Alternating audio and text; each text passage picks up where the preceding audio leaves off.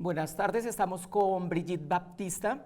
Presentar a Brigitte es muy difícil. Bióloga, defensora de derechos humanos, profesional y ahora reconocida a nivel nacional e internacional, pues en pocos meses recibirá el premio Príncipe Claus de la Fundación Príncipe Claus en Holanda.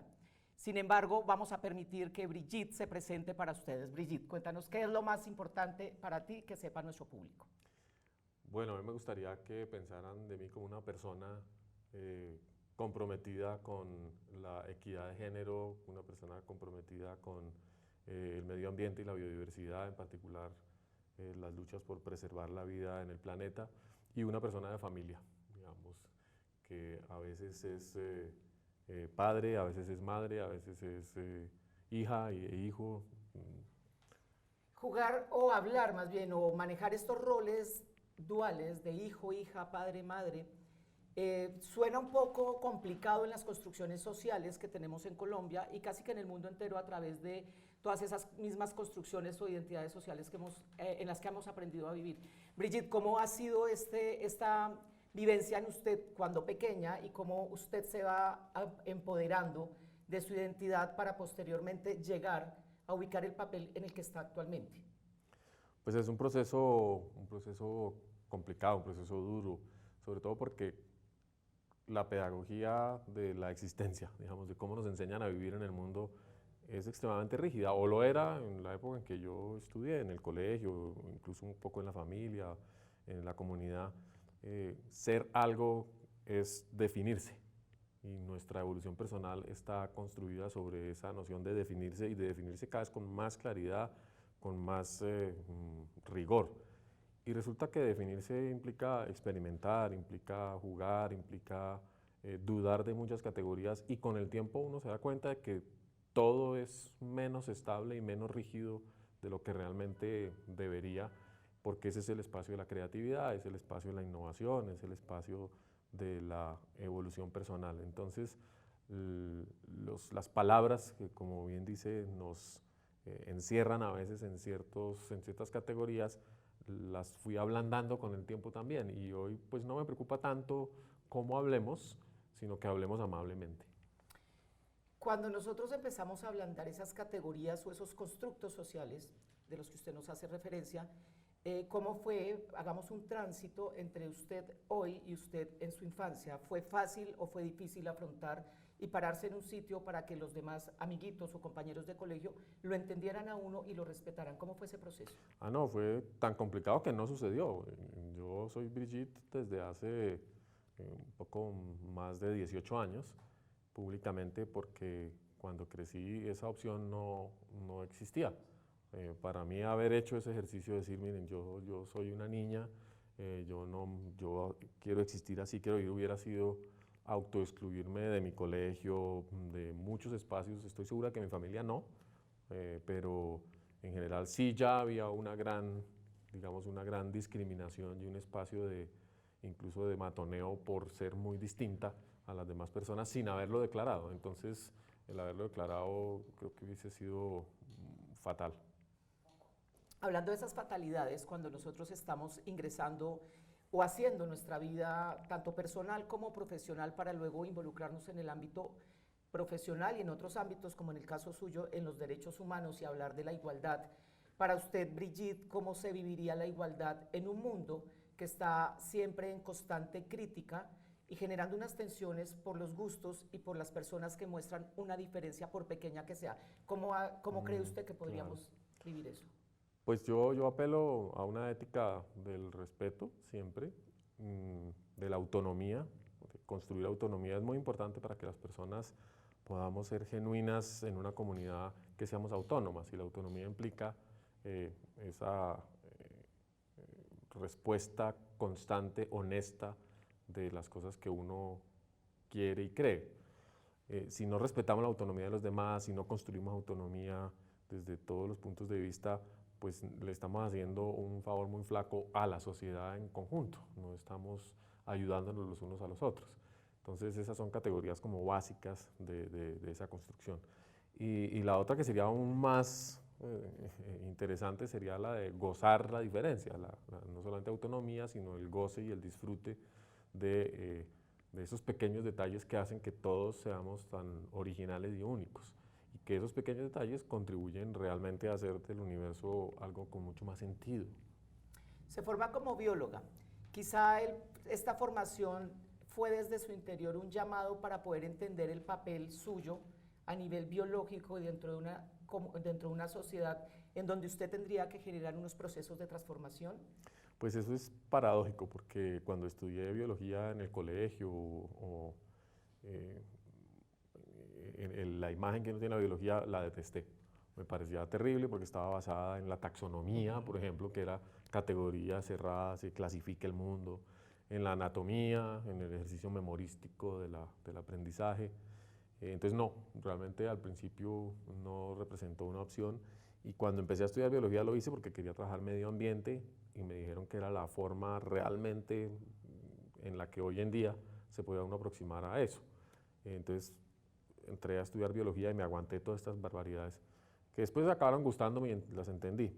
Pero solo hasta hace muy poco tiempo he realmente entendido que sí hay una relación muy cercana entre la evolución de la biodiversidad cultural, de la diversidad lingüística y de la diversidad biológica, que todo es parte de un sistema que está conectado y que está produciendo novedad y que está experimentando la novedad todo el tiempo.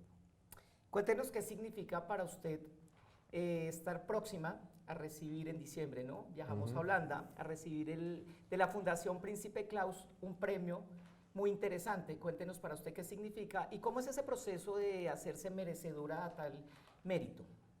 Bueno, el reconocimiento de la Fundación del Príncipe Claus es tremendamente honrosa.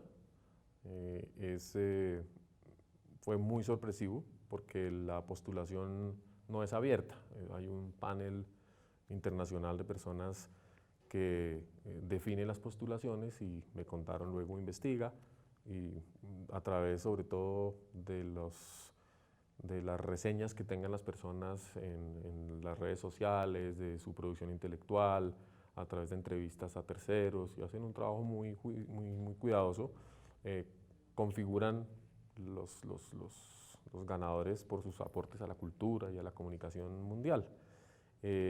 Y la notificación que me llegó la semana pasada, pues realmente fue la primera vez en la que yo supe que estaba involucrada en ese proceso. Así que voy a Holanda muy contenta.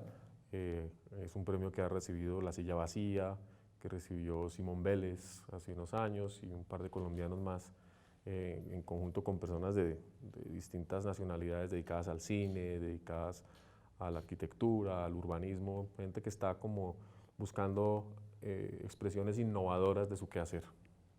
Hablando de otros temas, desde la parte emocional, esto de tener hijas marca mucho la vida de cualquier ser humano. En usted, sus hijas, ¿qué significan y qué han marcado?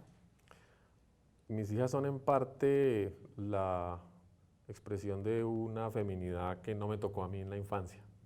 Entonces disfruto la vida en femenino a través de ellas, y son como un bálsamo en la medida en que ellas van construyéndose también como mujeres desde su nacimiento, con una serie de garantías y de libertades que yo no tuve, en la medida en que pueden escoger realmente expresarse como les parece, que tienen todo el apoyo de toda la familia para ser, hacer y parecer lo que quieran, y eso mismo se refleja pues en su alegría y su mirada de todos los días, y eso es absolutamente maravilloso.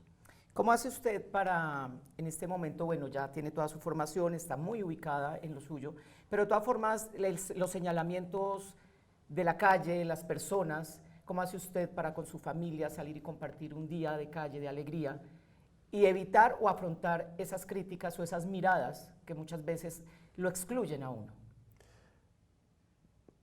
Digamos, en la historia, yo aprendí casi que ya por experiencia a ignorar completamente esas expresiones, porque realmente pueden ser minoritarias, pueden ser momentáneas, y uno no tiene por qué amargarse la vida por cosas tan circunstanciales y que tampoco tienen a la larga nada que ver con uno. Le costó más trabajo a mi familia, le cuesta porque ellos se fijan más o acaban, pero también con el tiempo eso se diluye y es ocupar el espacio como personas que nos merecemos el espacio y no aceptamos la discriminación de ninguna manera. Perfecto. Tiene otro papel que es el de columnista en el periódico, en el diario El Espectador y en La República. Su esencia, ¿cómo la plasma en sus columnas? No lo había pensado. Creo que el escribir es un ejercicio que realmente, con el que realmente uno logra un nivel de intimidad importante. Y sobre todo de articulación de ideas y de escoger las palabras. Entonces soy muy cuidadosa en que cada escrito convoque a todos los lectores, que trate de llegarle a todas las personas por distintas que sean y que sea con un mensaje constructivo para todo el mundo, así sea un mensaje polémico y que genere debate, incluso mejor si genera debate, pero siempre tengo en mente esa perspectiva como de producir un efecto positivo en las personas. Con esa formación y con sus proyecciones, cuéntenos cómo logra ser la directora del Instituto Humboldt. Eso es un complot de los amigos. Hace 7 años yo estaba en la subdirección, porque yo vengo de la academia de la Universidad Javeriana, que es miembro del Instituto Humboldt. Ocupé la subdirección científica para apoyar a la directora de ese momento a recoger la memoria histórica institucional. Y cuando ella se retira, algunos amigos me convencen de postular mi nombre y en el proceso de selección, que es largo y complejo, finalmente la ministra de Ambiente de entonces, después de la entrevista me dijo, no, yo creo que eres tú la persona, y así llegué. Bueno, Brigitte, estamos llegando un poco al final de nuestra entrevista, pero no me gustaría irme ni dejar a nuestro público pendiente o escuchándola que nos diga cómo podrían afrontar las personas que están empezando a identificarse y a tomar una identidad propia, que muy seguramente no es la que está esperando la familia o la sociedad en la que se desenvuelven. ¿Cuál sería el consejo que usted, como activista de los derechos humanos, les da a estas personas? Yo creo que la exploración de nosotras como personas es eso, es una exploración. Entonces, está totalmente expuesta a niveles de intensidad, a dudas, y no necesariamente como afirmaciones contradictorias o generación de espacios de contraste. Entonces, a veces uno en la discriminación responde también de manera radical y drástica, pero eso genera otras resistencias. En cambio, más bien el proceso íntimo, el proceso propio de saber quién soy yo conmigo mismo, quién soy yo conmigo misma, es más importante, más que la contradicción hacia afuera. Entonces, claro, no hay una receta para todo el mundo, pero concentrarse más bien en experimentar el propio cuerpo, experimentar la estética, la vida de uno, y los demás irán respetando, irán encontrándole sentido a eso, y si no, pues no hay remedio. Bueno, ya para decir adiós, entonces, en una palabra, Brigitte, descríbame con una palabra quién es Brigitte. Eso es imposible. No me animo. Yo diría que una facilitadora hoy en día. Una palabra, facilitadora. Bueno, así llegamos al final de nuestro programa. Muchas gracias, Brigitte, por acompañarnos en nombre de la Universidad Central del Programa de Comunicación Social y Periodismo, y a ustedes muchas gracias por estar con nosotros.